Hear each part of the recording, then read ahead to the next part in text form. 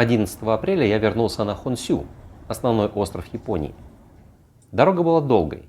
Маршрут вышел на 2 автобуса и 4 обычных поезда. Небольшие городки и деревни, горы с бесчисленными тоннелями, побережье заливов. В общем, на 400 километров ушло 9 часов. Так я оказался в окрестностях Нагато, совершенно не туристского городка, но рядом с довольно красивым местом – Мотоносуми-Инари. Это интересное, но капец какое отдаленное место от основных туристических маршрутов. Там нет ни отелей, ни ЖД-ветки. Добраться можно только на авто. Либо специальным трансфером от деревни Хитономару, либо на такси. Оттуда же или из Нагато. Атмосферненькая прогулка. Вот это вот надо мной это ЖД-переезд. Я иду через город Нагато вот такими двориками.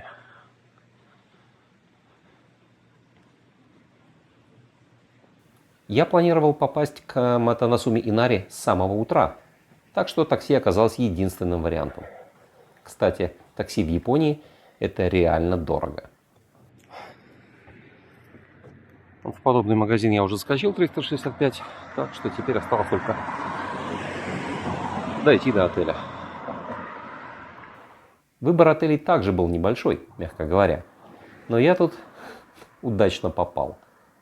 Миф Резорт, который я выбрал на букинге, дешевый, со всеми удобствами и прямо на берегу моря. Единственное, это вообще-то уединенный отель для пар. Но какая мне разница? Мне бы переночевать и уехать оттуда после рассвета. Однако номер меня немного удивил.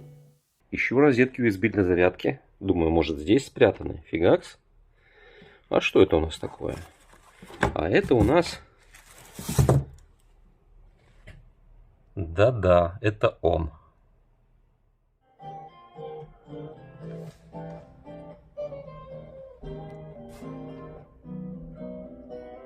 Презервативы и секс-игрушки. Так, и еще одна проблема.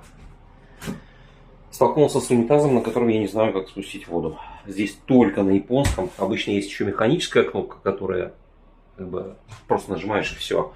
А здесь такой нету. Здесь только электронные кнопки. И все. И что делать? Непонятно. Ну да ладно. Главное, менеджер отеля помогла мне еще вечером заказать такси на 7 утра, а раньше никак. Хотя она говорила только по-японски. Онлайн-переводчики рулят. И вот Мотоносуми-Инари. Это храм на берегу моря, построенный в 1955 году. Внесен в список CNN Travel как одно из самых красивых мест в Японии.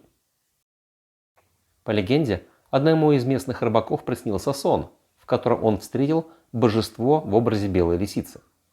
Поэтому в том месте и построили святилище. Тут замечу, что лисицы Кицуне в синтоистской мифологии – это не только коварные женщины-оборотни, но и вестники богов. В общем, храм посвящен синтоистскому божеству Инари, как и знаменитой Фусими Инари Тайся с 1000 врат в Киото. Инари отвечали за рис, чай и плодородие, а поскольку рис в Японии раньше являлся еще и валютой для расчетов, то Инари стали ассоциировать с денежной прибылью и удачей в делах. И этот культ в Японии до сих пор распространен. С ним связана древняя традиция – дарить храму новые арки ворот – тории. Вот поэтому, кстати, в Киото арки образовали целую дорогу Сенбон-тории – 1000 врат. А в Мотоносуми-Инари таких торий 123. И они идут снизу от самого моря к храму на скалах, создавая очень живописную дорогу. Еще одну интересную тему подсказал таксист. Здесь есть небольшой короб исполнения желаний. В большинстве храмов он длинный и довольно большой, и обычно стоит на земле. Короб желаний Мотоносуми-Инари намного меньше, чем типичный сайсенбако, и находится на вратах на высоте около 4 метров. Считается, что если монета попадает внутрь, желание или молитва обязательно сбудутся. Я забросил туда монетку с 3-й попытки. Ну а дальше меня опять ждали автобус и обычные поезда. Порой даже слишком обычные.